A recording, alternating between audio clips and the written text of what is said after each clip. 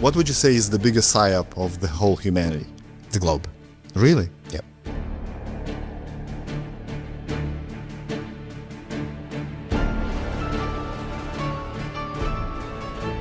It's just the shape of the Earth.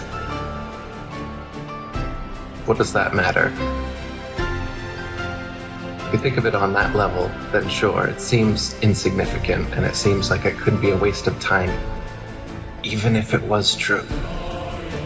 And you think of it as being the most fundamental lie is where we are, what we're doing here, the earth beneath our feet, the lights in the sky above us, as well as the Big Bang and evolution and the way that we supposedly got here and the purpose we may or may not have. It becomes a big deal.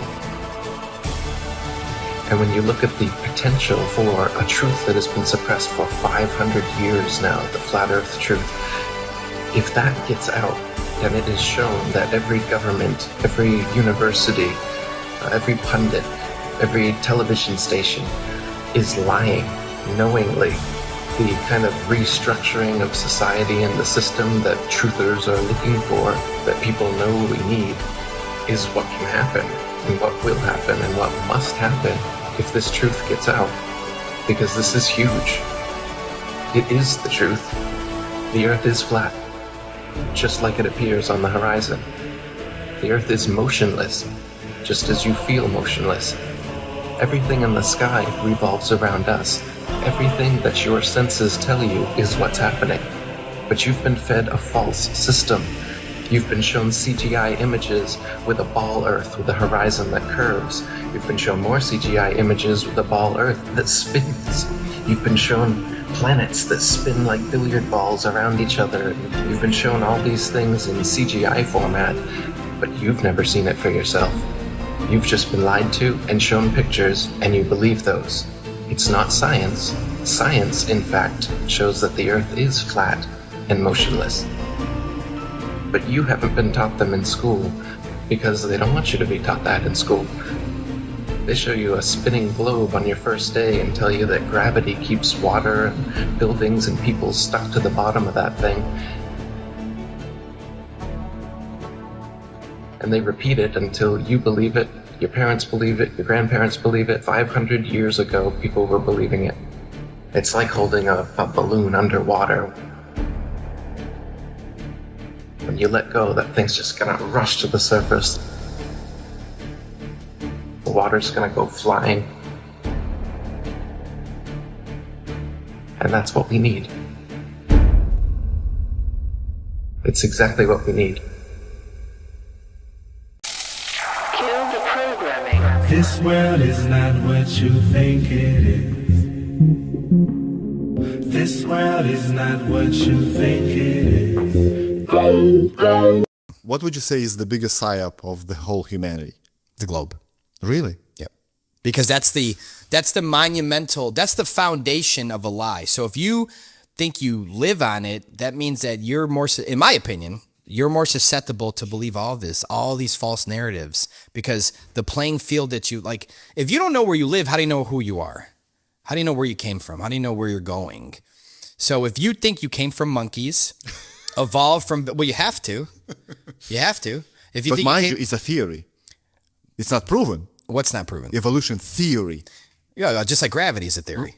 Right. No, yeah, I know. But we're taught it in kindergarten, right? Yes. So you walk into kindergarten, which you're used to just being with mom and hopefully dad the first 5 years of your life, having a good time playing, maybe learning how to draw your name or something. You take them to public school, you would expect like, hey, let's extend learning how to write your name. No, here's a globe. This is where you live. And they're so little that they're just like, what? Like, why don't we fall off? Gravity. But what about gravity? Yeah, but I don't understand. Gravity. Okay. They move on. And then the next year they learn a little bit more. The next year they learn a little bit more. And then that's it. It's not like they teach us this in high school. You have a brain by then. You have critical thinking by then. Imagine if they started teaching that you live on a ball earth freshman year of high school. It would never work. Kids are sponges. You could tell the 5-year-old that gravity is cabbage, and cabbage holds the planet in place. It's a really strong vegetable. And the kid's going to go, wow, okay. And Santa's coming in December too. You know, the Easter Bunny's coming. So they get him young. They get all of us young. They even give you, you know, that I think that like a worksheet right away of the planets and the sun's in the center, and you got to line them up and all this stuff in American public schools. So they want it right out the gate. They want your mind. They're gonna take your mind away. They're gonna make you feel insignificant. You're a speck. You know, you mean nothing, little kid. You're a speck of dust in an infinite universe. This is all random. You evolved from monkeys. You came from a Big Bang, which, by the way, the Big Bang Theory was invented by a priest, I think in the 70s, maybe. So it's a recent theory. People are like, the Big Bang's been around for centuries. No, it hasn't. It's a brand new theory. Yeah, George Lemaitre is his name. Could be wrong on the date, but it's George Lemaitre. He was, I think, Einstein's buddy. 1915 to 1917. Oh, yeah, I was way off, sorry. Einstein's general relativity.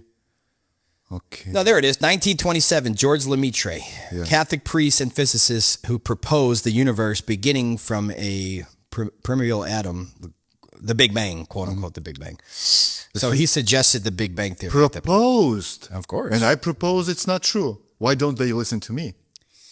Because you're not Einstein's friend. Okay.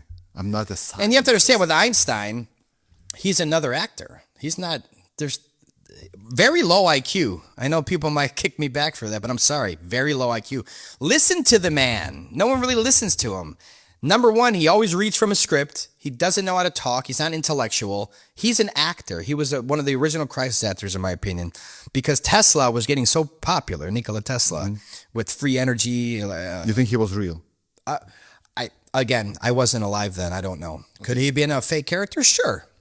But either way, the story goes that, because it's just a story, we weren't alive then. The story goes that Tesla was getting popular with this free energy stuff, and especially from the old world, kind of reverse engineering the old world stuff, where they had all the free energy in buildings and towers and everything.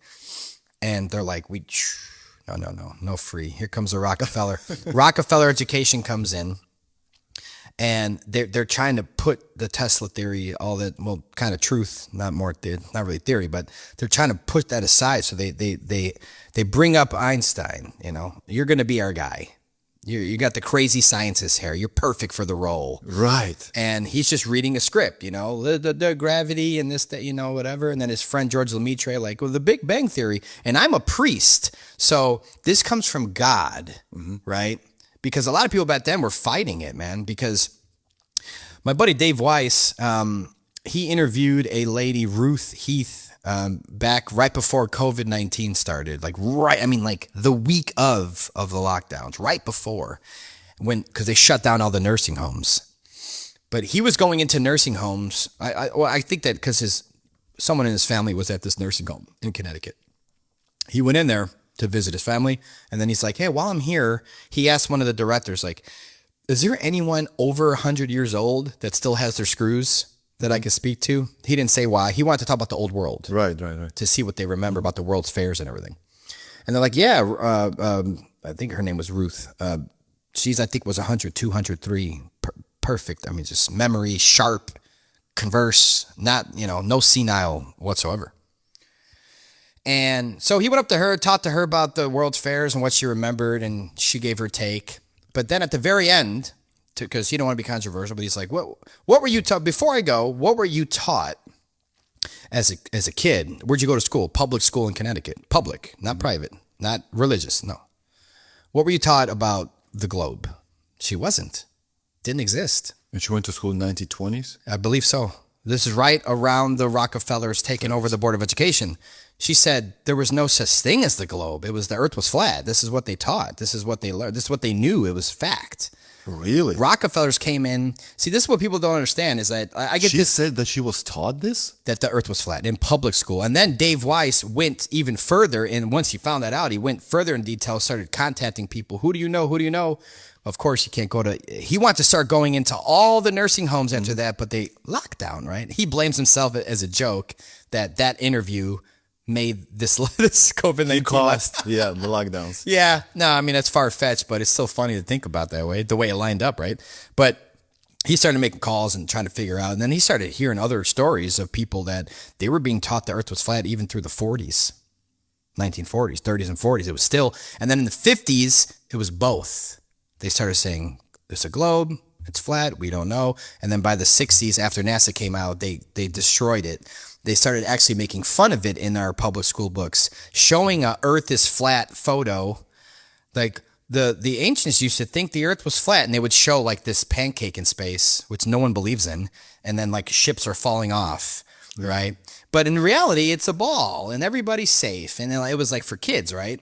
So they really push it hard. But I look at it like the Rockefeller education system started in the early 1900s. And if you didn't teach their books, you weren't going to be funded by them. You were going to shut down eventually. So these schools were like hungry to stay open, and they're like, yeah, we'll teach it. You're going to fund us and give us free lunches on top of it. Like, yeah, let's do it. And this whole system of the heliocentric model really took off. But the problem I have is the kickbacks I always get is like, yeah, but the Greeks knew for thousands of years. No, that's a story in the book. That's a new. They knew, right? It's a new book with a new model. We have to push it. And in that book, it's going to say that 2,000 years ago, they figured this out, right? Mm-hmm. It's only a story with characters involved. So it's not reality that for thousands of years, they knew the earth was a ball. This is a new construct, a new satanic system. You can't have a new world order without controlling the population. And the ball is how you control them. Because think about the Truman. You ever seen the Truman Show? Amazing movie. Yes. I encourage everybody. One of my favorite movies of all time. But my favorite part of the Truman Show, there's a lot, but my favorite part that nails it is when he's a kid, he's in school. It's a flashback. He raises his hand. What do you want to be when you get older? He raises his hand, and Truman says, he stands up. He says, I want to be an explorer, just like the great Magellan. And she pulls out a globular map. Oh, you're too late. There's nothing left to explore.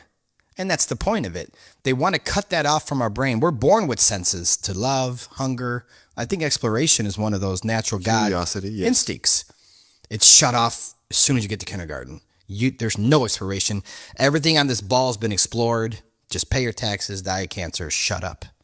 No more exploration. So, when Admiral Byrd went to go travel past Antarctica to explore, he couldn't get in by boat. It's documented. The ice wall is too high. They're not going to be able to climb that. They had to go back, get approval. They had to fly over there. They flew over there with aircrafts. I think they were airships, not documented. That's my opinion. But they said they flew. They flew over the ice wall to go see what's over there, to explore Antarctica. And deep past the ice wall, he was there for many months. When he came back to the States to have his Longines Chronoscope's first interview, as soon as he got back, he went on live TV. And they asked him, they said, what's up? Like, what did you see over there? And he says, well, I saw another continent the size of North America over there that no one's ever seen before. He said that? He said that on live TV. And right after that, all of a sudden there's a treaty and then NASA starts. So you have to see the timeline. Once they discovered there's more land, they quickly start a treaty where me and you can't go over there and explore. Correct. It's banned. That's true. Now, granted, for your audience, you can visit Antarctica. You got $20,000, $30,000. You got a pre-approved. You have to get it approved from the government first. And then on top of that, it's very limited time and only limited zone. Mm-hmm. So there's little tourist bases, right? There's one on Rothschild Island. That's what it's called. And then there's one. Rothschild Island. That's what it's called. Then there's one. The most common island I think that people visit when they do Antarctica tours is called Deception Island. Look it up. So Deception Island is a place, a common base that's used over there. Rothschild Island as well. Bro, what? Yes, Deception Island is 100% real, and it's one of the most fascinating and unusual. I'm not going to lie to you. Deception Island. Yeah. They tell you. Well, it's a revelation of the method. Everything is told, right? So when you go, people are like, my cousin went to Antarctica for a week. So this whole, we can't go over there. No one said you can't go to Antarctica. You can't explore Antarctica. You can't go to Deception Island after you pay 30 grand for 1 week. You only get a certain amount of time there, and you got to get the heck fuck out of there. If me and you paid all this money to go there, number one, approved by the government, they probably run my name and say no way. But by what government? America. So Wherever you live. So because America. there are certain amount of countries that run Antarctica, right? So they say. Yeah. So they say. But it's just say me and you paid 60 grand. We went over there for the 1 week tour, right? It's heavily controlled. You can't, there's zones where you can't go outside. There's flags. You can't go past here. Their excuses like sinkholes and like they try to scare you, right? Sinkholes. Yeah. Like they're like, you're going to die if you go past this flag type of thing. Cause they don't want you to go anywhere. But that's my life. Doesn't matter. Oh, they care for me? I'm sure that you have to sign the approval that you go with the rules. I'm assuming, of course. But if we went over there, there's no chance, 0% chance that we're like, you know what? We'll be back in a few years. We're going to head that way. No chance. So how can we know what Admiral Byrd saw if we're not allowed to go over there, right? That's number one. Number two, you have to see the timeline of it all because they already knew about more land past Antarctica in the 1800s. There's many first-hand eyewitness testimony books. One's called Iron Republic. I recommend that for everyone. Iron Republic? Iron Republic. That is a first-hand eyewitness testimony of a man that, this was the late 1800s. He was tired of the tyranny, okay? So he lived, I believe this guy that got the ship together with his crew, I believe, I could be wrong, I'm pretty sure he lived in New York, okay? Now, in the late 1800s, I'm sure you'll see it eventually, the film I made, Old World Order, the great fires were going on all over the country. They were burning all of these old world buildings, burning them down, disintegrating them. They didn't want people to know the true past, ancient civilizations, right? And so I think it lines up perfectly with his story because he's like, dude, there's a lot of tyranny, and I'm completely summarizing the book here, but there's tyranny going on in the States. We got to get the F out of here. We got to just go, just get in our ship. They have big cruise ships. Let's just go. We end up in Africa. They're burning down our country. We got to go. So he gets in his ship. He goes and he travels south and he gets lost at sea. He documents the whole thing. He sees stars he's never seen before. None of the stars we see going around us. More stars over there. So they're lost because they don't have GPS, you know. Mm-hmm. They're traveling by the star patterns, but they start getting lost because they're like, whoa, what are these star patterns? Where are we? He gets through an inland through Antarctica with a ship. They travel a lot longer. They're like, where's land? Where are we? What is going on? They're traveling for so long. He ends up seeing land in the distance. Thank God they don't know where they are. Maybe it's Europe. Maybe it's Africa. They don't know. But they don't know by the stars. They have no idea what's going on. They stumble upon land. They call themselves, we're North America, Iron Republic. That's their continent. They're I wouldn't say giants, but very, very, very tall human beings that they approach. Tall. But this is advanced technology over there that he's documenting in the book. Flat screen TVs on the wall. This is a book in the 1800s, by the way. Flat screen TVs on the wall, Bluetooth technology, all the stuff that we have now, like they had then in those lands. Like, but what would you believe them? Believe this book? That this is not just a sci-fi book, let's say. Oh, I'm sure that mainstream would call it sci-fi, of course. It says the Iron Republic is a fascinating and often misunderstood work, especially in alternative history and hidden lands discussions.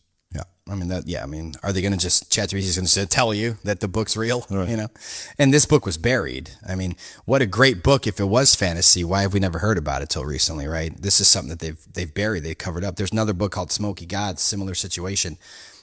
The point is, even if you thought it was sci-fi, they're still talking about more land beyond Antarctica, multiple books in the 1800s. They're talking about civilizations that are advanced, that have technology that was not supposed to exist back then. Late 1800s, he never saw TVs, Bluetooth technology, but he wrote about it. Yeah, but it was there. So it means... We take their technology and bring it here and sell it to the public. And they always say like... they invented it in the garage, bro. Yeah, well, no. Well, that's the thing, though. They, like you were just saying about AI. I mean, Sora could have been 20 years ago. They're just giving it to us now. Mm-hmm. Same thing. TVs could have been out for hundreds of years, and they didn't want to give it to the people, in the plantation that they control via the 7-continent known world we know of, the center of the earth. They didn't want to give it to us. They rolled it out much later, and they charged us a lot of money for it, and they control us with it, right? They go get this technology, they reverse engineer it, and they sell it to us on their demand when they want to release it to the public, similar to AI. But I look at it from the perspective of, even if you thought it was fake, this book's just fantasy. But look at all what they're documenting is insane. It's insane. And it matches with a lot of other books in the 1800s, right? And a lot of older maps that have more continents. There was a map that they found in a Buddhist temple from 1,000 years ago, and it had our 7 continents there with a circle, and then continents all over, all over the place. So, oh, that's just fantasy. Well, yeah, you can't keep saying fantasy, fantasy, fantasy when it all lines up to they're hiding this from us. So what a perfect way to hide it. You take the 7 continents that people know about. The public already knows there's 7 continents by the 50s. And they wrap it into a ball and say that's all there is. And now if you're like, well, I want to explore, I want to double check. You can't legally. So they've put us on this ball to, it steals your mind. And it steals the mind of a child. There's no more exploration. There's no want. And then when someone says, hey, the earth is a stationary plane, and for all we know, it's an infinite plane. How will we know that?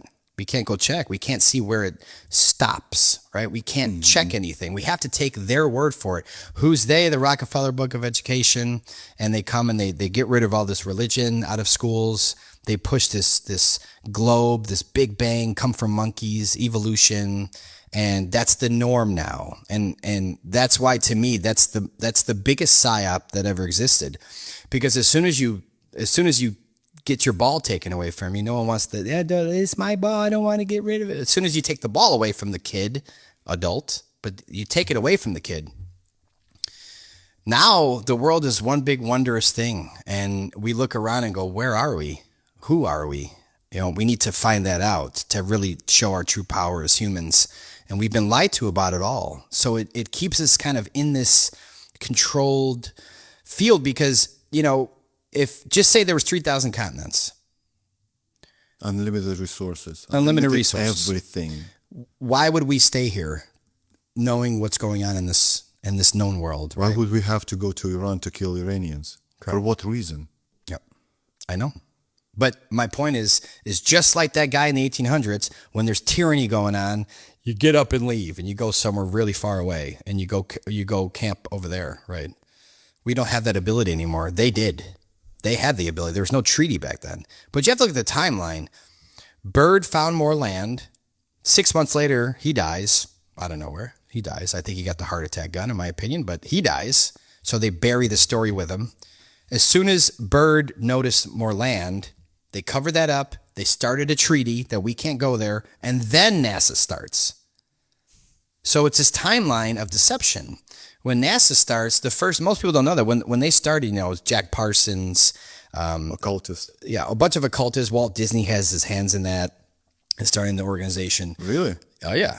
And then I don't know if it's public, bro, but Walt Disney was friends with all of them. Walt Disney's the one that had the animation studio. Walt Disney's the one that had these green screen type of things back then to make all these films and everything.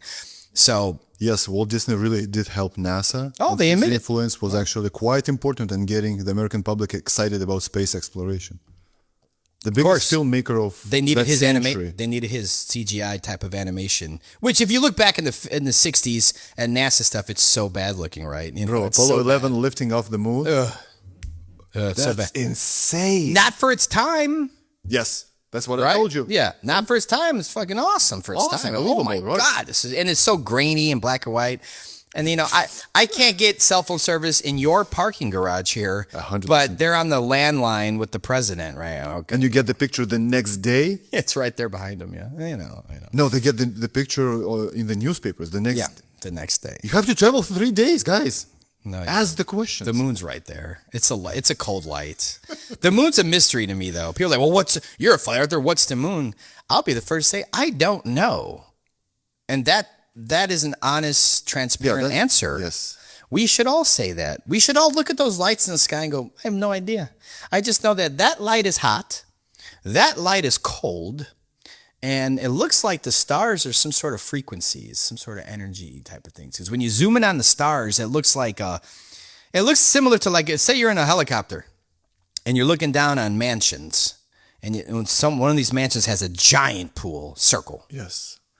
And you see the water Exactly what ripples. it You is. see the water ripples, Yes. right? The light, they have LED lights in their pool, right? And they see the water ripples. And that's what it looks like when you zoom in on these stars. They're all different. They all have these like frequency looking, angel looking twinkles about them. Even the planets, which were wandering stars, they hijacked the wandering stars, called them planets, because they want people to think there's life up there. There's people that live up there. What's a there's wandering not. star?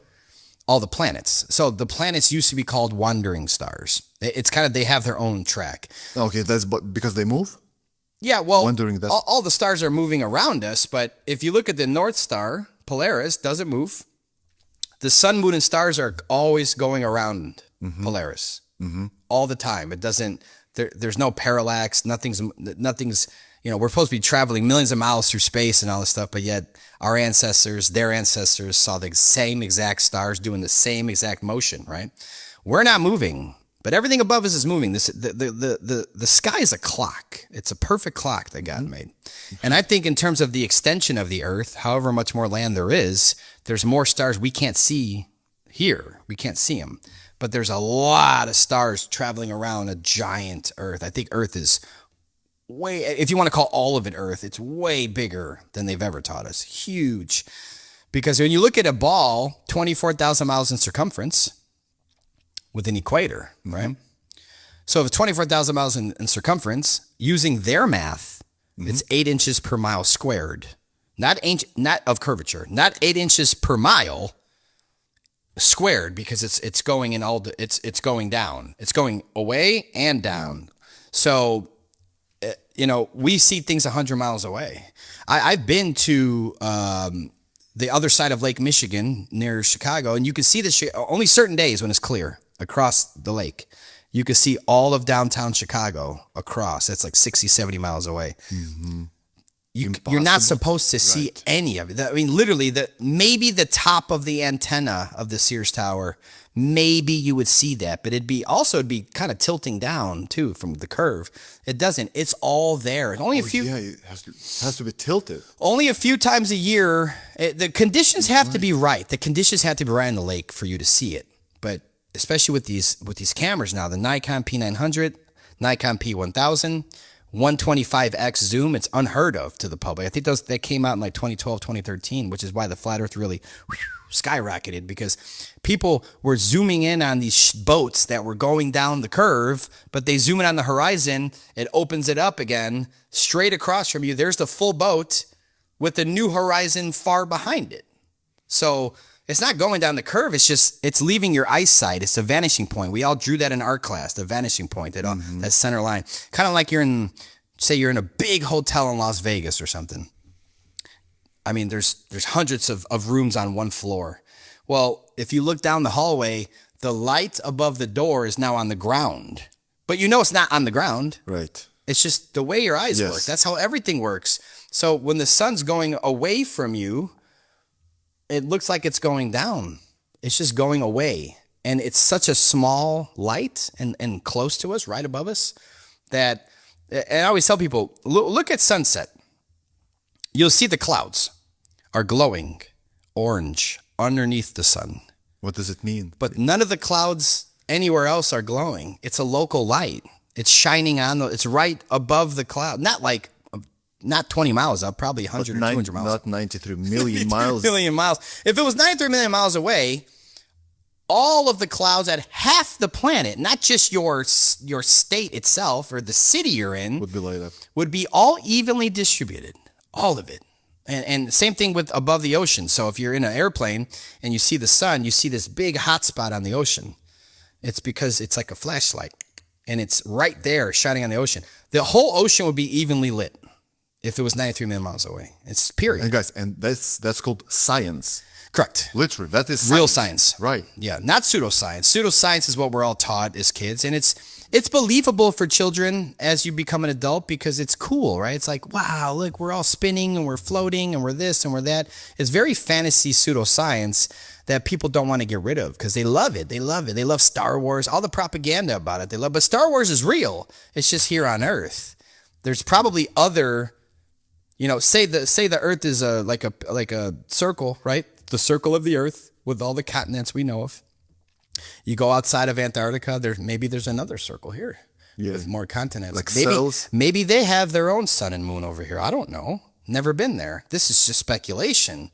But what I look at it as, when we see like Venus, right, from here on Earth, we see Venus. We don't see it every night. But when we do see Venus come into view, it's so bright. It's like as bright as our sun, but it's so small and far away. It's like, it's maybe that is their sun over there, you know, because if there's another circle here, here's our known world, here's their known world. Maybe Venus is when it comes out the outer tropics, it comes into view into ours. That's why we don't see it all the time. So if you were in another world over here, our sun would look like Venus to you. That's going around us. Just speculating. But it would be nice to know. And that's the thing. But like, well, why can't you go prove this? Well, it's illegal to prove. We would have proved it 2013, 2014 when this was coming up. We would have been like, hey, let's just go to Antarctica and travel over there when you can. And plus, how are you going to get there? You know, I don't think airplanes can get there. Airships could get there, but they've hijacked airships. They took it away from us with the Hindenburg. That's another false flag. They just blew it up on TV. Oh my God, everybody's dying. And then it's like, everybody's like, okay, no more airships. They're too dangerous. What? Because one blew up? The same thing went with the Concorde, right? One plane blew up. That's it. We're not doing this anymore. True. Most of the people don't know. The science guy, Bill Nye, is he an actor? Yes. He's technically both a science communicator and an actor. Guys, an actor. He's an actor. Telling you about the science? Yeah. He's not a scientist. It's like Bill Gates telling you about vaccines. Right. He's a computer programmer. Yeah. Doctor. Yeah. Dr. Bill Gates. Okay, give me 3 bulletproof facts about the Earth being flat that even globers cannot deny. Well, I can kind of flip it on them. I like to kind of flip it on the globe facts are all lies, and they can't get out of them.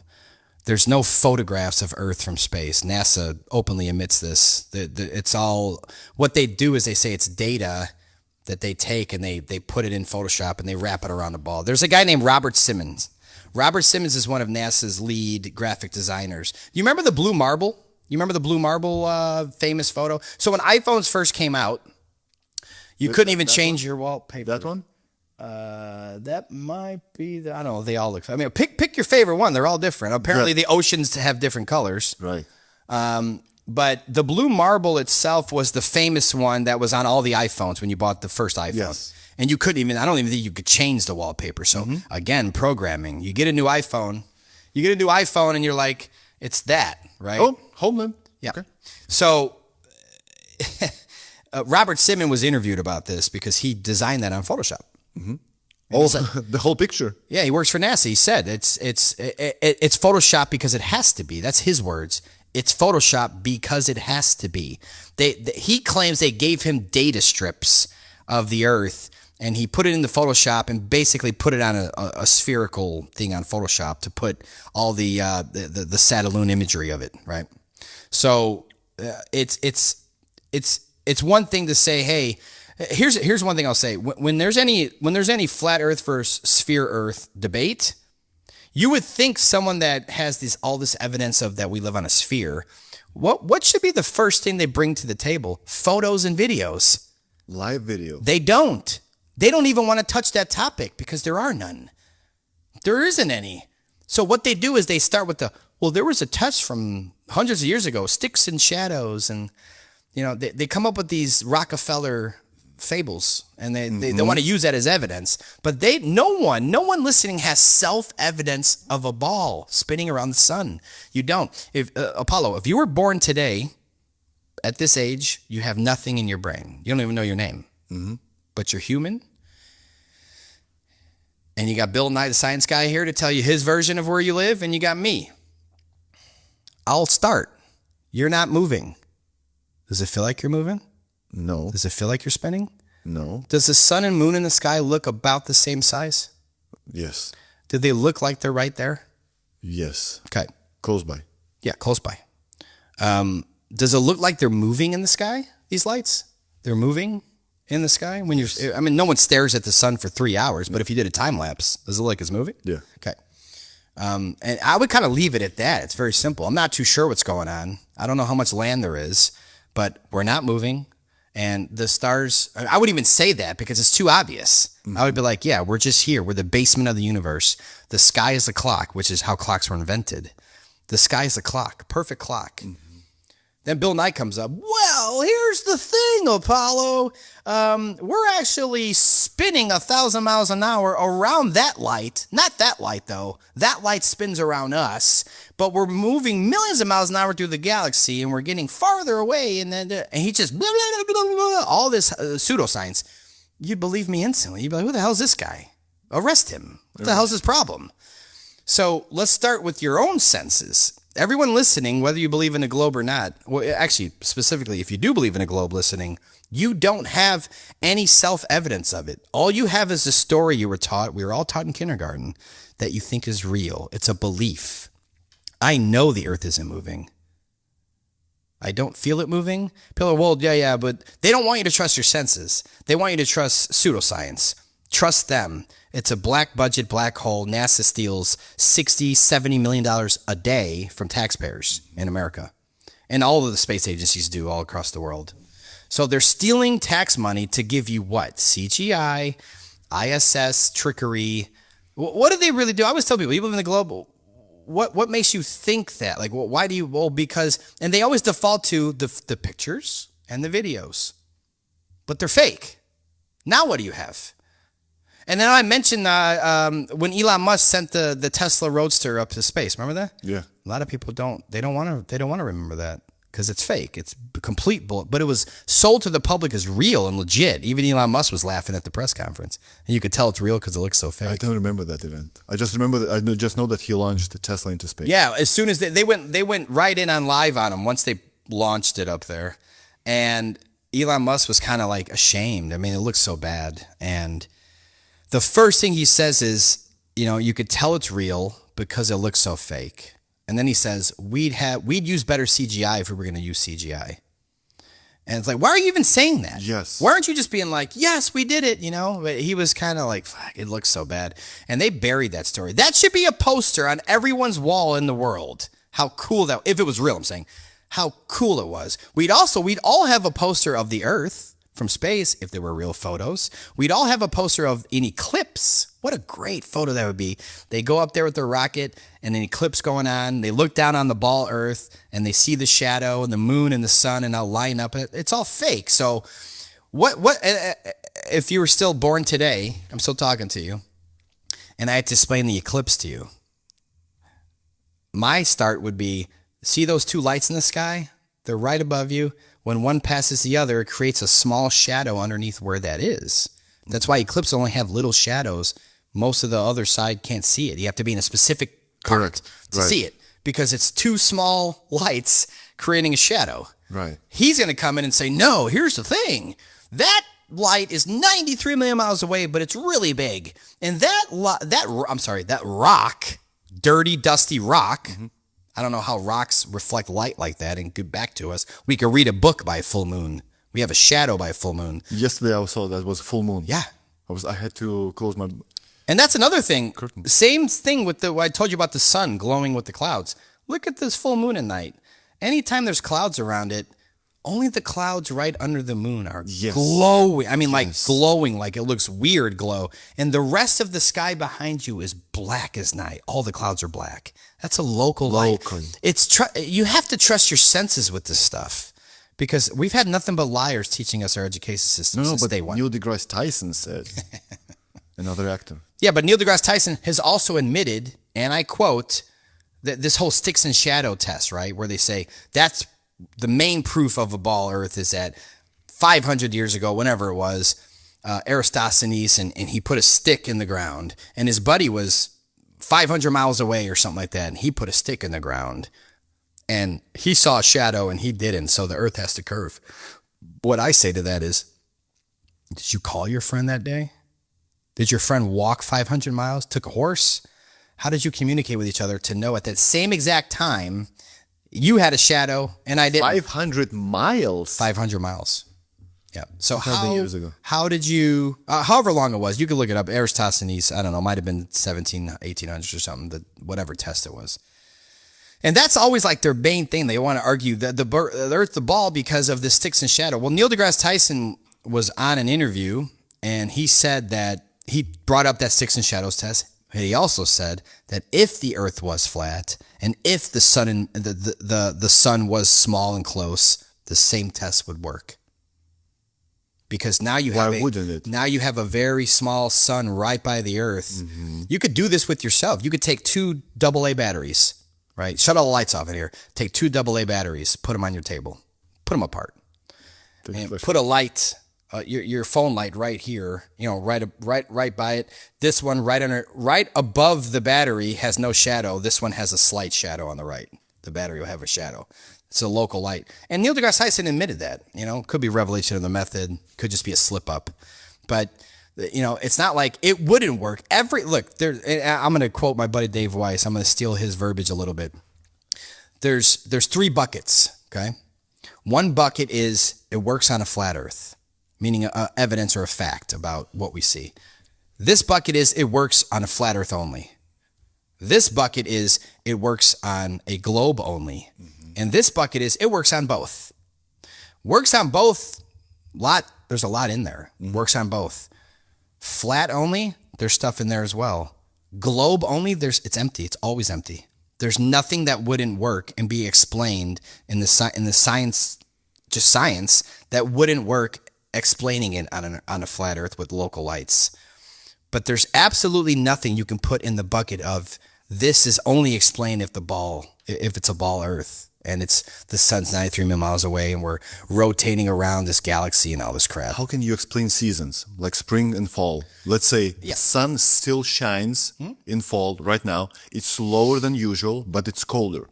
But it's more hot down south. Why? Not down south, across. Across. You have the Tropic of Capricorn and the Tropic of Cancer on the outside. You have 2 big circle routes at the sun.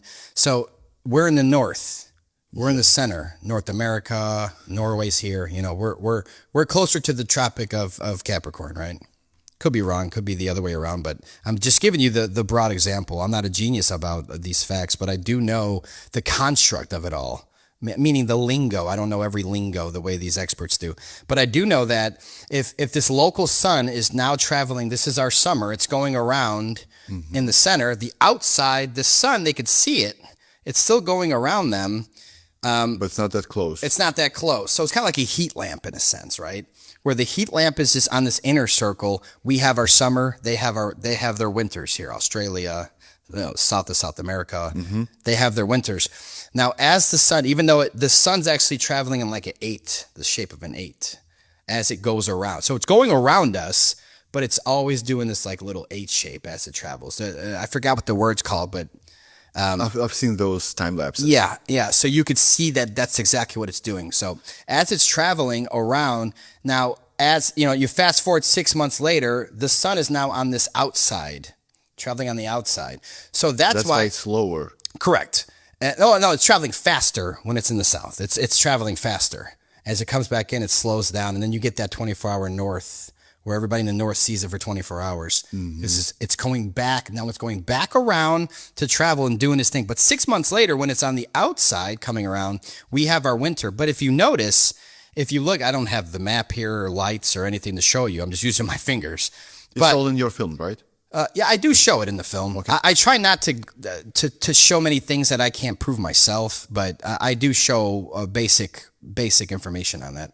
But as the sun is traveling around the south, where Australia, the south of South America, where they're getting their summer now, especially the tropics, you notice that the light is still pretty close to the southern part of our country. So that's why in the winter, Texas is still kind of warm. Nevada's still kind of warm. California's still kind of warm. We're closer. We're kind of more towards that southern part of the country is more kind of in the middle by the tropics. So we're going to have warmer seasons. But as you see the sun travel, that's why the East Coast is so cold in the winter, because it's not reaching them. As the sun's turning, it's kind of getting that West Coast, southern West Coast tip of North America, where it's still going to be a little bit warmer.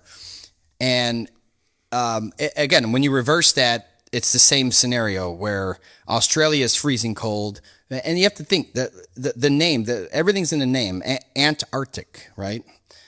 It's Antarcticing around. So if you're all the way here in Antarctica, the sun is not going around you like it would in the center. The sun is Antarcting, whatever the word is. I forgot that analogy, but and a lot of the globe people say, well, what about the star patterns? Because if you're in the south, they're going the other way or something like that. No, it's because you're all the way over here. You have to turn around to see the stars doing the same motion. The stars, the sun, and the moon, they're always going east to west. It never stops going east to west. But if you're all the way south and you're looking back at the center of the earth, they're going around the back of your head now. If you turn around, it looks like they're going the other way. There's many flight earthers that have displayed this with lights, but you can do this in a giant planetarium or something like that. You see the same effect. Even the same thing, if I give you a broad example, if me and you are in a giant building, call it 20 miles deep, just 20 miles of a huge building, and I say, look, man, take this, call it a motorcycle. Take the motorcycle, drive 10 miles down this building. Or imagine, though, there's lights on the ceiling. If you drive 10 miles down that building and call me, and I say, look, man, do you see this light right here that's above me? You're not going to see that. No. Does it mean it doesn't exist? It's there. You're too far away. So depending on where you are on this earth, depending on where the sun is, where the moon is, where the stars are, and the sun, moon, and stars are always going around our head, but the sun is going in and out of the tropics. In and out of the Tropic of Capricorn, Tropic of Cancer. It's going in and out. That's what seasons are. So, and it's weird too, because the globe model says that in our winter, in North America, the sun is from the millions of miles closer. Closer. Look it up. Closer? Yeah. The sun is closer to us in the heliocentric model in the winter. Doesn't make any sense. It doesn't. Because think about it this way. A sunrise in the summer, in the heat of Miami or something, or the heat of Arizona, when the sun first enters your view, I know people say the sun comes up, it's just coming into view. As soon as it even hits that horizon line, you can get a suntan. Right. It's hot. Right. The second you see that heat lamp, Yes. it's burning you. But the sun at that point, according to the heliocentric model, is farther away from you that season. It's really weird. And then think about the winter. The sun's right above you in the winter, right above you, literally directly above your head at high noon. And you don't even feel the heat on you. Right. Makes no sense. It's kind of like ass backwards. And again, maybe they do it on purpose, man. During winter in North America, the Earth is actually closest to the sun. During winter, yeah. Isn't that weird? It makes no sense. No, it doesn't. But none of it makes sense, though. When you actually take a step back and look Our at the whole hills, planet has to be more cold when we're not that close to the sun. Yeah, I know. The whole planet. I know. Because it's small according to the sun. Yeah, we're a little BB in the Right. universe, yeah. But it's. I yeah. just wonder how do they Makes no explain this thing. They just did.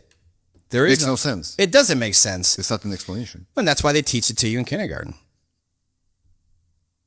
They don't teach it to you as a senior in high school, because you'd be like, wait a minute. Well, that doesn't make sense. And wait a minute. I was in Lake Michigan and I saw Chicago 70 miles away. How is that possible? Like, we'd all have critical thinking questions when our brain gets advanced.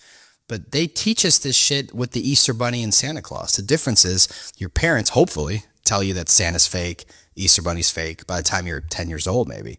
But your parents also believe in this heliocentric lie. So they're never going to go, and by the way, little Timmy, we don't live on a ball. That's fantasy too. How do they know that real. the sun is 93 million miles away? Not 92, not 94. They 93 don't. million. They don't, because it's changed over time. Hundreds of years ago. How can they measure it? It used to be 1 million miles away. Oh, really? Then it went to 60 million. Then it went up to 100 and I think 115 million miles away. Then they brought it back. In modern time now, it's been 93 for a while. 93 million. But yeah, it's not 93 million miles away. Again, all the clouds would be dispersed with the same exact light. The ocean lit up. Everything would be, I mean, it's the law of light. Plus you lose light the farther away it is. It gets faded even more. So the fact that we have glowing clouds underneath the sunset, glowing clouds underneath our local moon, And it another thing too, you could take a thermometer, put it in 2 cups of water, make sure the water's the same temperature. Now, we should have did it last night, but you put 1 cup with a thermometer right underneath the full moon, direct moonlight in the cup, right underneath the full moon. Take the other cup with a thermometer, put it in the shade somewhere, away where no moonlight's touching it. That cup's going to be 5 to 10 degrees colder within a few hours. The moon is producing cold light. It's cold. The sun is hot. Okay. Did you do that experiment yourself? Oh, I've done it. Yeah, I've done it. It works. Anyway, it's been documented since 2014. Multiple people have done it on YouTube, and it's all there. Anyone can do it. I mean, if the moon's producing cold light, the moon's definitely a mystery to me. I don't know what it is.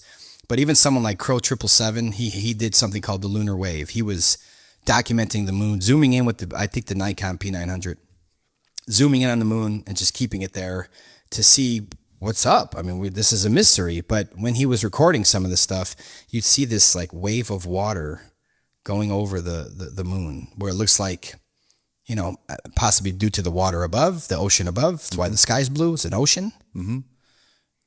But it's definitely just a light in water. I don't. So how can I know what it is? But I do know we can't land on it. We can't go there.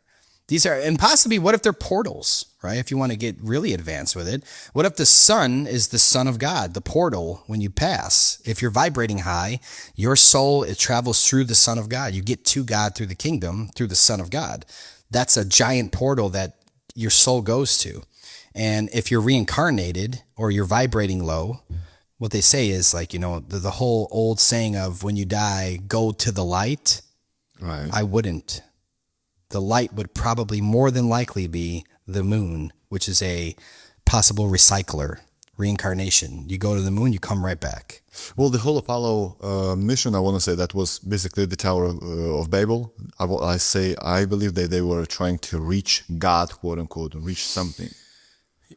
When were they trying to reach God? When The Tower of Babel. Yes. Yeah, Same thing with Operation with the moon Dominic. landing. Same thing with Operation. Well, the moon landing was just shot in the studio somewhere or outside somewhere. You don't think they even tried? No, because of Operation Dominic, they would never try. They shot rocket or missiles straight up into the sky, and Just to measure the height? to see how high it can go. It should go for a long time if there's a bunch of space up there, but it stopped really quick. It went up and it just hit, and when it hit something, it spread across it. So there's a barrier above us. Some people think it's, like a dome. I don't necessarily. I think it's more of like a toroidal field, energetic, where you can't pass, you can't get through. And the water is such a high, like a H3, just the most firm water of all time that God created. You can't penetrate it, which is another reason why I think these direct energy weapons, everybody knows about the direct energy weapons and Maui and all this stuff. Everything blue survived. Yeah. Right? You know that? Yeah. And China's putting blue roofs on and all this shit, right? Right. Well, what color's the sky? Blue. Yeah, that's water. But that blue itself can never be pierced. God will never allow you to get through until it's your time. So I think that's the main reason that whatever laser they try to invent, you can't pierce blue. It's a certain frequency that God created that you cannot get through the blue. So again, let's go back to Dominic. They tried with the missiles. They knew exactly that they can't get out of here. So they have to fake it. They have to create NASA. They have to pretend and put fisheye lenses on their cameras to take a straight horizontal line and bend it evenly. Oh, look, there's the curve of the Earth out the ISS. No, they're probably just up 50, 60,000 feet. And you have this giant view of Earth, horizon to horizon is flat. But when you put this $30,000 fisheye lens on, it takes that flat line and bends it. Now, the thing, too, people bring up is this Felix Baumgartner Red Bull jump. You remember that? Yes. Yeah. And that's another thing. Globers, they love that. But okay, maybe NASA's lying, maybe SpaceX is lying, but Red Bull, right? Why would they lie? Felix Baumgartner said he saw the curve of the Earth up there. Neil deGrasse Tyson, again, Revelation of the Method, has already spoken about this publicly at an event. He said that was a fisheye lens. He said, you don't see the curve of the Earth from where Felix was. Then why did Felix say that he saw the curve? Right. It's a show. It's a shit show. They don't even know what they're doing. They need to speak to one another before they go public. But Neil deGrasse Tyson said, you don't see the curvature of the earth. It's like, you're a centimeter above a beach ball. You don't see the curve of the earth. He said that's a fisheye lens they used. Well, yeah, that's what NASA uses. That's what SpaceX uses. And a lot of these SpaceX rocket launches lately that I've watched, most people don't watch them. They see the clip. Go like this. Well, they all go like this, and why? then they land, I think they land in the Bermuda Triangle, especially specifically NASA. You have Houston Center, and then one in Florida. Correct. What's in common with those cities? They're right by the ocean. They don't go that way towards more of the plains. They don't go that way. They go towards the ocean every time. Yes. And their paths all cross into where the Bermuda Triangle would be, which is off to the public. So if they land their rockets there safely, we can't go there and record it because we're not allowed anywhere near the Bermuda Triangle. So they have landing bases in the Bermuda Triangle. So they put the rocket up, and as soon as it goes away from you, just like the sun, it goes out of your perspective. It looks like it went somewhere. The difference now, though, because NASA's doing that forever, the difference now with SpaceX is I think SpaceX is trying to throw it really in our face even more, because if you notice some of these SpaceX launches, they go higher than NASA. They go to the firmament itself. And as soon as that, it's like they know exactly where the top is. Right. And then they level out. Yes. And it looks like they put something on top of their rocket. Kind of like, it's like an upside down jet ski now, where it's scraping, it's surfing on the water above, and you see the ripples of water coming from behind it. If you zoom in. You can literally see the water above moving. And then they land. And it's like, hold on, if you're going into space, why don't you just go straight up? Right. No one's ever even tried to do that besides some amateur rockets. Now, there's amateur rockets that have done that. No cuts, no edits, raw, where they put cameras all over the amateur rocket and they go straight up in the air. I think every time they've done that, within 73 miles, Man. it stops. It hits something. So you produced three movies about flat Earth. Level, the next level, and Level with Me. It's a 3-part series. Have you ever contacted, let's say, NASA employees? No, because I know the drill, man. They're never going to sit down with someone like me because I'm authentic. They're going to sit down with people like Mark Sargent and make a movie called Behind the Curve and stuff like that, because, it's all staged at that point. They control it. They can't control a soldier of God. They can't control me. So they know they would look at my resume and go, there's no way we're sitting down with him. He's going to ask questions that are going to expose us. They wouldn't do it. In Level with Me, we had to sneak into NASA's facility, sneak in microphones, sneak in all this stuff because it's illegal. You can't bring it in. And we went up to an astronaut and questioned the ISS with the harnesses and all this stuff. So we try to do these moments where we want to get the gotcha moment, where it's like, what are you going to say now? You're not used to this. You're used to people lining up because they worship you. Right. They love you. You're a hero to them. Everything's scripted. You're not a fucking hero to us. You're a fraud. And we're going to question you to your face. We also went up to the Challenger people. Judith Resnick. That's insane. Well, she works at Yale University. And in Level with Me, my buddy camped out there for 3 hours waiting for her to walk. Just waiting for her to come outside at all. She finally did. He went right up to her with the camera and questioned her, the conspiracy about you being on the rocket. I mean, she freaked out and just walked that way, realized she's walking the wrong way, turned around, beeline right through the door, went right in the building. Just answer the question.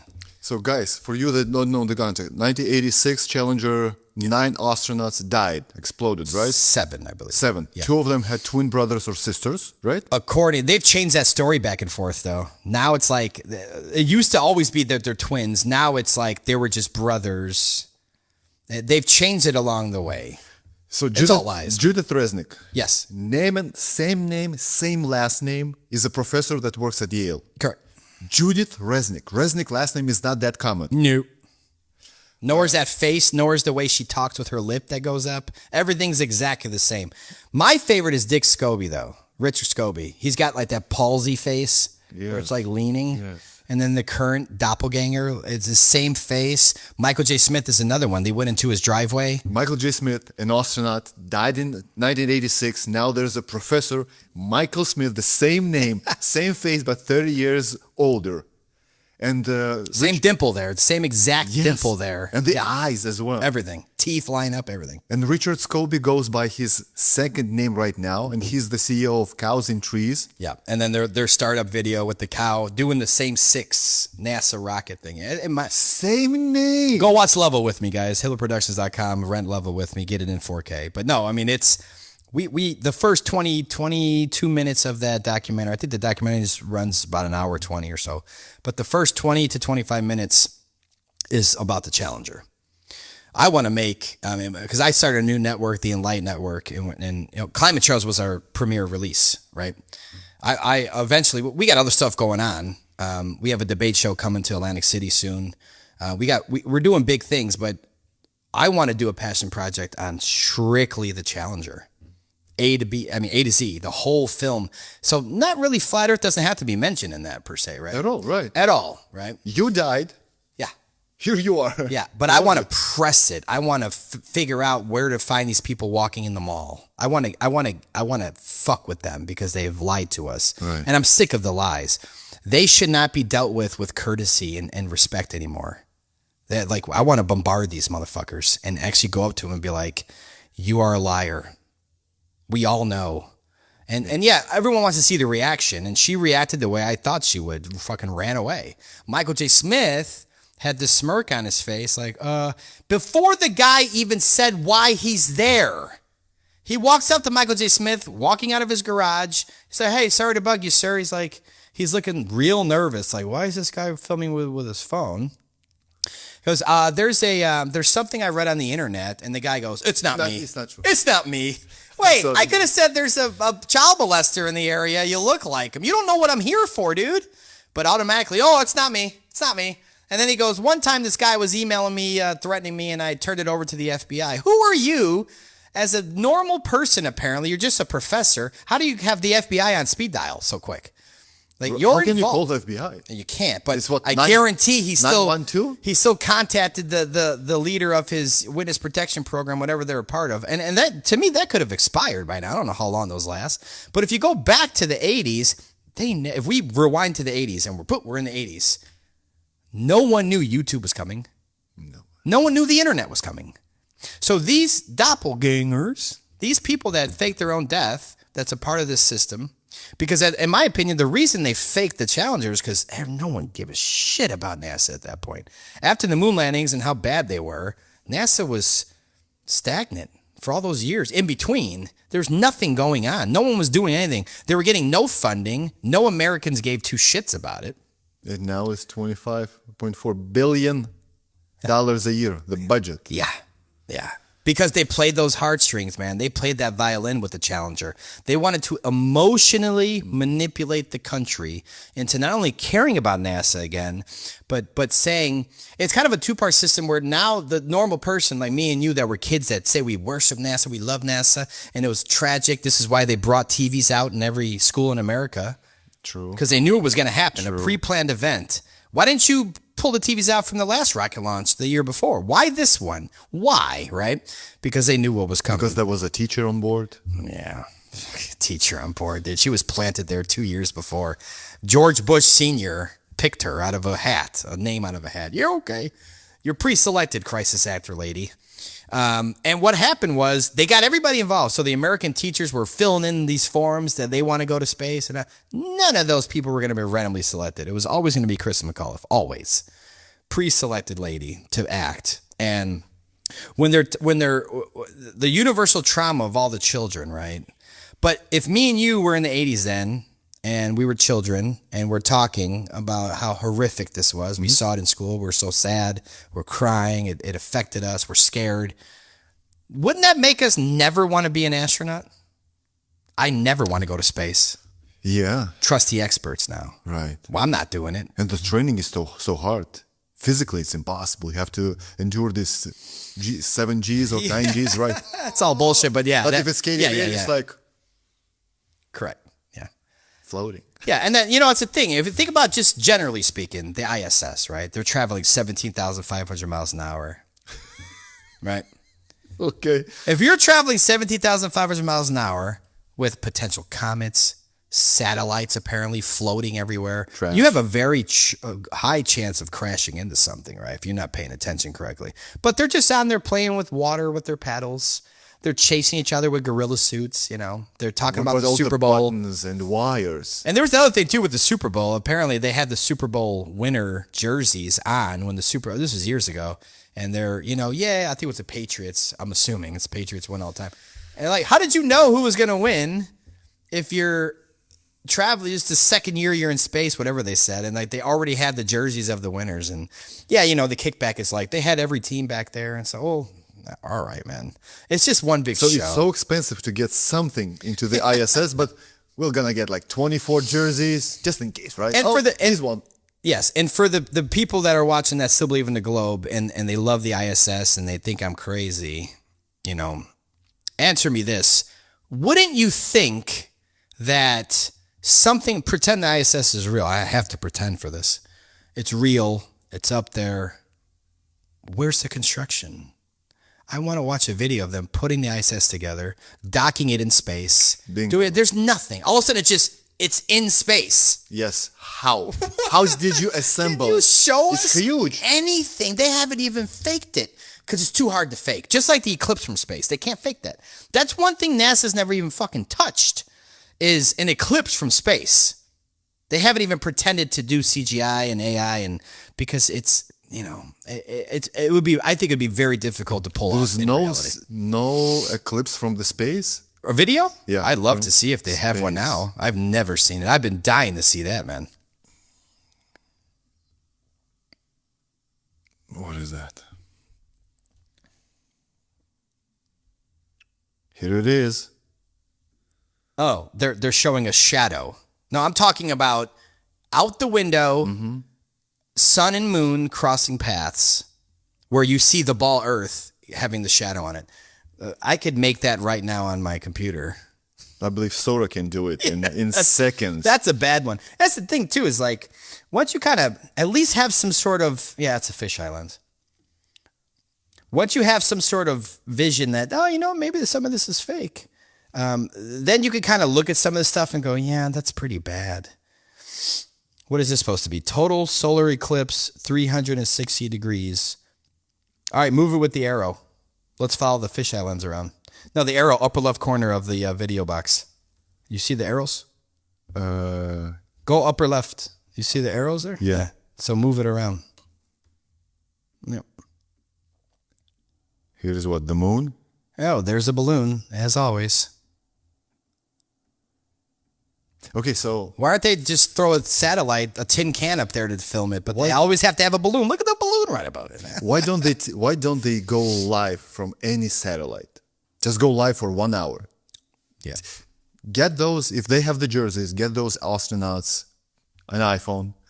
Get them go by the window and just start Instagram live. Yeah, why not? Why not? Here's like a cool idea. That would be awesome, right? I would love to see it. It's 2025. We already would have had that. If they're ever going to do it, they already would have done it. And satellites is for what? For the networking, right? For the coverage? There are no such thing as like tin can floating satellites in space. All satellites are on balloons, so they're crashing all the time now. There was just one that crashed last week, somewhere in the United States, where when these satellites crash, remember the Truman Show when that thing just fell from the sky? Serious? Yeah, serious. Exactly. That when these satellites are crashing, they've been crashing for years. They're satelloons, though. They're all on balloons. So when this technology that we think is just floating in magical space, when it actually crashes, because none of them are perfect, so some do crash. When they do crash, they're attached to balloons that can haul football fields. That's how big these balloons get. Oh, wow. NASA admits it, too. They admit that their Satelloon program, their weather Satelloon program, the balloon itself has the strength to pick up a football field and carry it across the Earth. So, and even when you look back in the 50s and 60s, they're shooting them up with balloons. Now, in Level With Me, the documentary, the third one, we went to the main facility. I think it's in a town called Palestine, Texas. That's one of the main facilities where they launch their satellites, okay? NASA. It's a NASA facility, NASA water tower. It's in the middle of nowhere in Texas, of course. They don't want public asking questions. But we went there. Me and my friend Tanner, we went there. And we were honestly, we were going there to just film the bit the interview in front of their station to talk about Satelloons. That's it. But people were working in there and they noticed our camera. We're on public property though, across the street. Trucks kept messing with us. They would drive out, stop, look, speed off, and we're like, cut, the noise, these fucking people, man. Finally, a guy with a white truck beelines, almost hits the camera. Beelines, pulls up on us. And we're like, oh shit. He's like, the hell are you guys doing? I mean, super offended that we're filming. And we didn't know, we're doing a flat earth. No. We're like, oh, we love NASA. We're acting, we love NASA. We love your center and satellites and everything like that. We're trying to befriend this guy. We finally bring him down to reality, know that we're not a threat. Of course, he said, you can't be filming. I said, we're on public property. And Tanner's like, there's no expectation of privacy in public, man. So eventually he knew that he was already in my film. Probably think I'm just recording for fun, not knowing it's a fucking documentary. But I already had his permission. You're in the public. You can leave. Oh, you're going to stay? Oh, you're part of the show now, buddy. Sorry. Okay. You have the choice to leave. He didn't. I didn't put the whole thing in there, but it'd take an hour. We talked to him for a while. We were befriending him, calming him down. We're not here for anything nefarious. We're not flat earthers. We're just here. We love NASA, right? We're NASA boys. So finally he's like, okay. He kind of talking nice to us and talking about how long he's worked there and all this stuff. And then eventually, which is the part in the film I put, we finally bring up the topic. I go, hey, so how many satellites do you have floating up there? He goes, what do you mean? I go, satellites. He goes, you mean Satelloons? I said, oh, they're all on balloons? He's like, as far as I know, what do you mean? And Tanner goes, I thought that they put them on rockets, shot them up, and then let them out. Release. They release them. And he says, I don't know what you're talking about. He was confused. And I go, wait a minute, you don't know about these satellites without balloons? And he's shaking his head no. He doesn't know about the satellites without balloons. They're all on balloons. And then I went back to the 50s and 60s. They're all on balloons. Not like this. Yeah, pick your favorite. Which one's real, Apollo? Okay. Satelloons.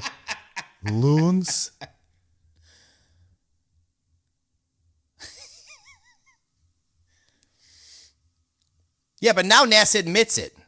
Even Google has Google Loon Project. There's all these big corporations. This is how this shit floats in space? Yeah, this is how we get our data, probably weather data, cloud patterns, whatever. They're just sitting. They literally go up on the balloon and they could sit there for up to a year. And they're geostationary. But so you mean to tell me, even if someone's like, no, but there's some that are magical tin cans. If we're spinning around the sun 1,000 miles an hour and everything's moving millions of miles an hour, how is the satellite supposed to follow everything? Right. It's just going to be gone. I mean, it makes no sense. The only thing that makes sense is that it's on a balloon and the Earth is not moving. So they put one up over the circumference of the Earth. And it stays there. The data. Yeah, it stays there. They can remote control them, bring them down. But some crash. Type in, if you want, crashed satellite or satellite crashes or something. I don't even know how we would find it.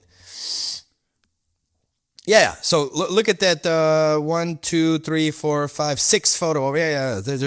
Look what it's attached to. Google Project Loon Balloon crashes in Chile.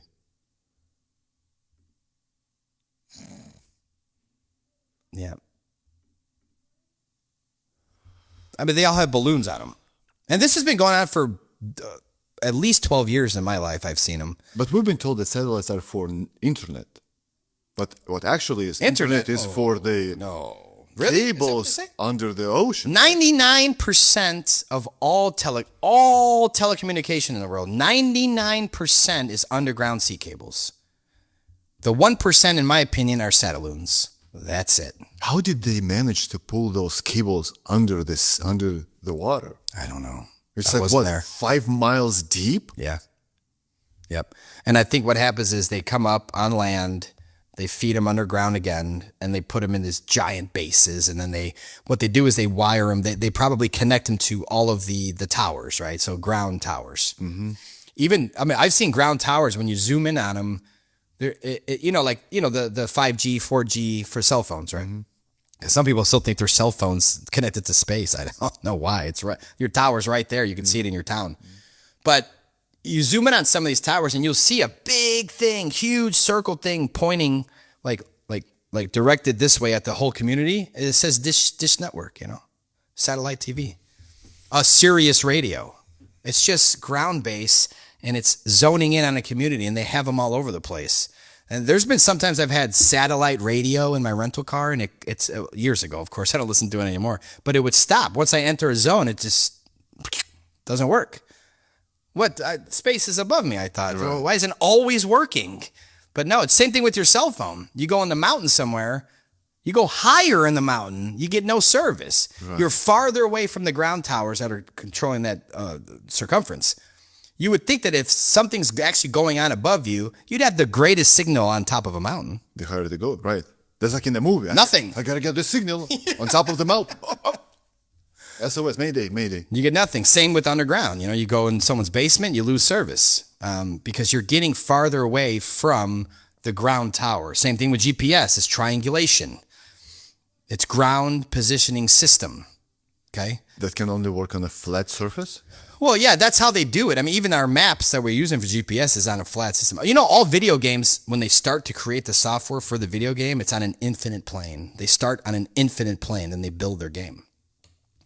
It's an infinite plane. I know you have we gotta head out plane to catch. Yeah. So, last two questions. Do you think we live in a simulation? There's part of me that can accept the whole Matrix thing with the simulation and all that stuff, but I don't.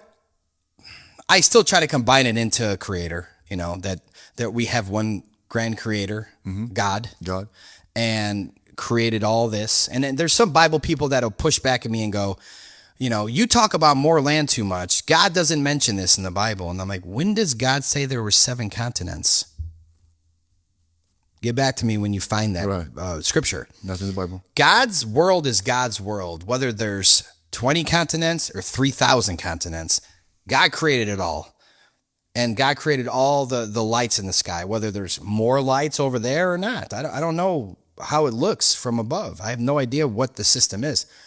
But in terms of like a matrix system type of thing, yeah, I mean, I can see that the creator would have codes and built it with a coding system, sure. But for me to actually know if we're in a simulation, I don't know. Do you have a feeling you're living in a video game? So for instance, if you look at me, it's rendered. But everything that right now is behind your back, it's not rendered. Correct. Have you ever had this feeling? Yeah, I know what you mean. Yeah.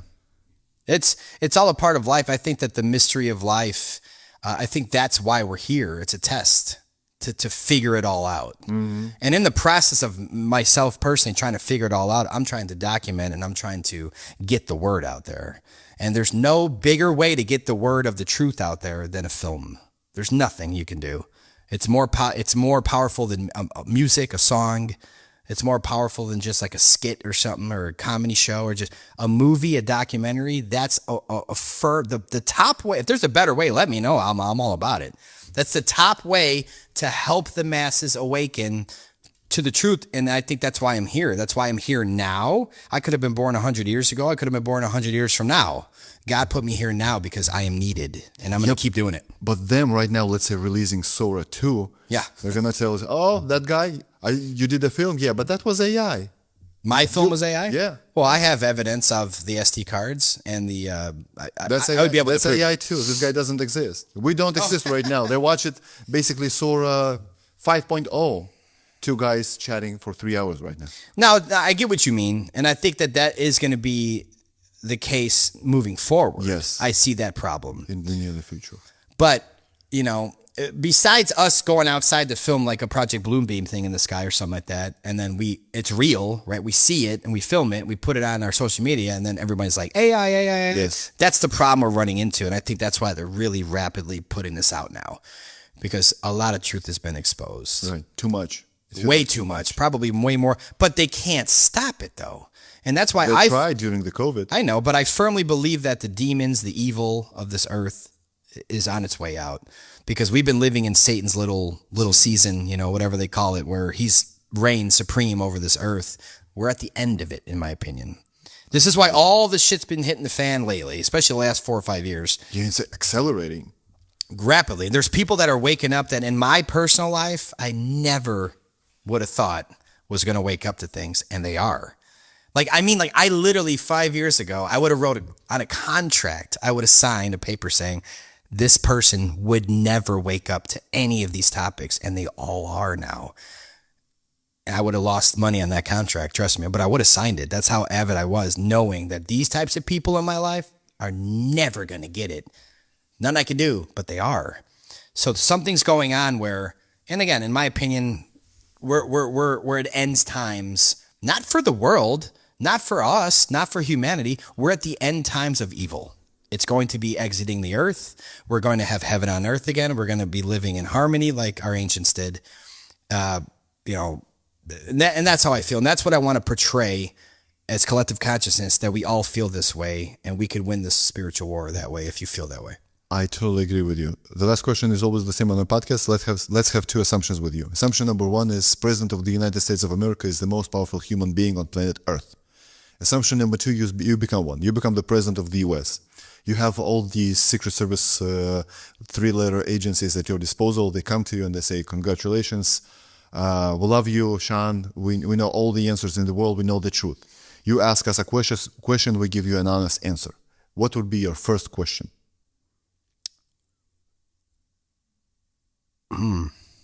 Good question. Man, I feel like I need an hour to come up with the best one. I know, that's why the first one is the most important one. No, I'm asking the people that work for me a question. You want to know something. You ask them, they give you the answer. The truth. You will know the truth. How many continents are there in real life? Okay, let's say they give you more than 7. Would you expose it to the public as a president of the US? Instantly. No fear of chaos. I get what you mean by chaos, and I think that's why the white hats don't really move forward with this information. They do it in spurts, so people don't go into shock.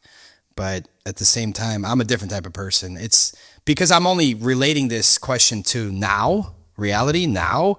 We're past that time. This should have been out a long time ago. People need to understand the truth about a lot of things.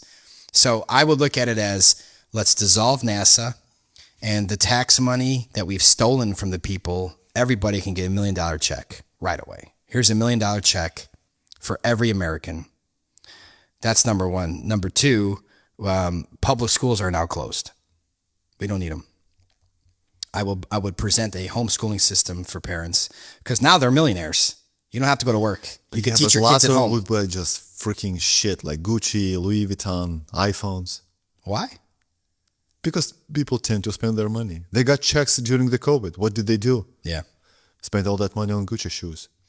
Understandable. And again, I don't want to create the chaos of it all, but it would be something that would instantly change the world, right? And I would also,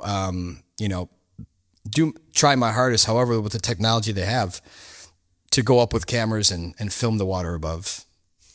Sure. And actually go up there and have some sort of machine or something that can, can't penetrate it, but show that it's water above, show that we're in an enclosed system, and try to prepare the minds of the youth in the future to the reality of the world we live in, because it's been stolen from us. Right. And it's very hard to get it back with the indoctrination. And the indoctrination camps, aka schools, they're just going to continue to push it.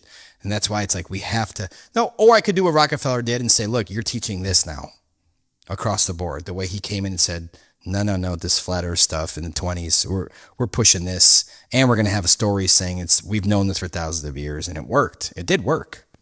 So I would create a truth school books system of truth, especially with health.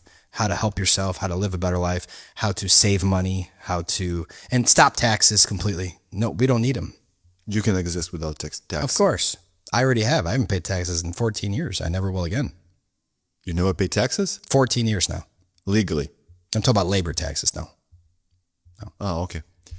Sean, God bless you. God bless all your family. God bless all your crew. And all the links are going to be in the description below for the movies that you produced, especially the new one, the Climb Trails. It's like $5, right? Yeah. $5, guys. Watch it and see it for your own eyes, with your own eyes. God bless you. God bless you. Thanks for having me, Apollo. Kill the programming.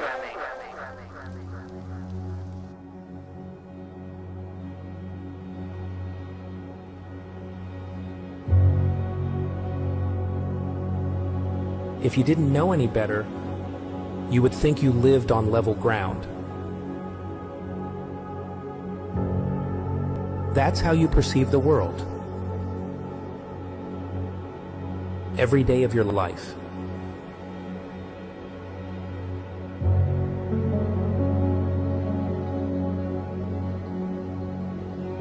Still, you believe different.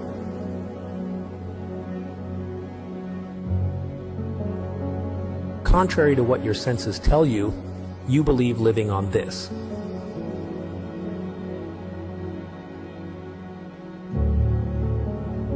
No more land to discover. So why would you have the desire to explore for more?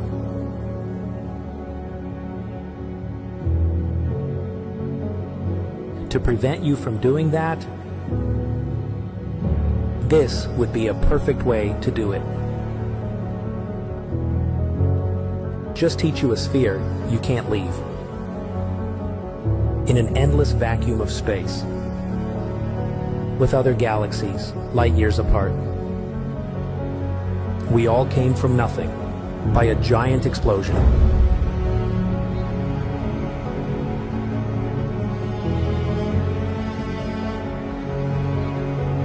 How can you actually know this? Only by consuming information. In various ways. What if you didn't? Imagine being completely free to discover everything for yourself. This whole wide realm and beyond. From whenever you want. To feel the magic.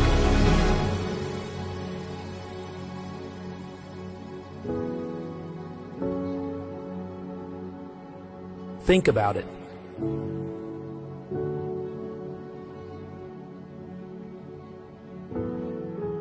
If you never believed in these cartoons, would you ever believe this? And this? Probably not. They can make you believe anything, including the scary things.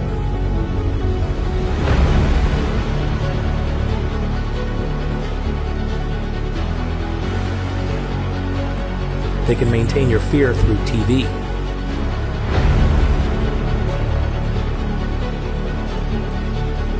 This can go incredibly far. What if you can break free from it?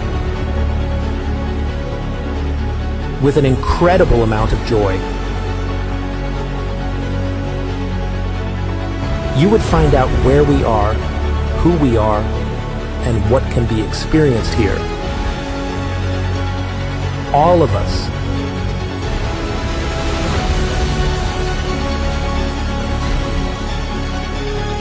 They couldn't sell you this shit anymore.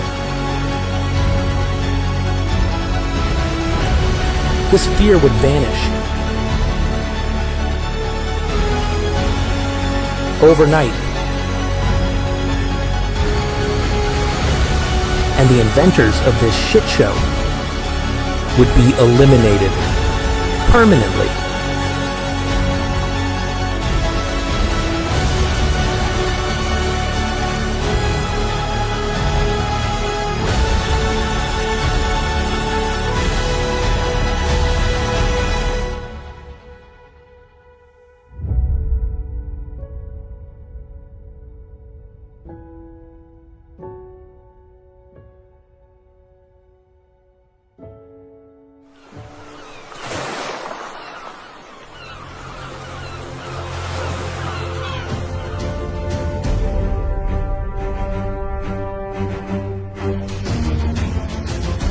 Sit still for a second. You're not moving. You're not spinning around an axis at 1,000 miles per hour. rotating around the sun at 67,000 miles per hour, spiraling around the galaxy at 500,000 miles per hour, and shooting off from a Big Bang at 67 million miles per hour? You're not. You're motionless. You're just sitting there. Just sit still. What does that even mean? Sit still. You think you could sit still with all those motions? Just feel like you're moving? Feel that? Same thing you've always felt? Nothing? Ever? Nobody's ever felt movement? Nobody's ever seen the earth curve? Maybe you just got fooled. You can't possibly believe that you and the rest of the world could have been lied to and deceived. Not you, right? They couldn't fool you. Of course you're spinning around. That's what they told you in school. They don't lie to you in school.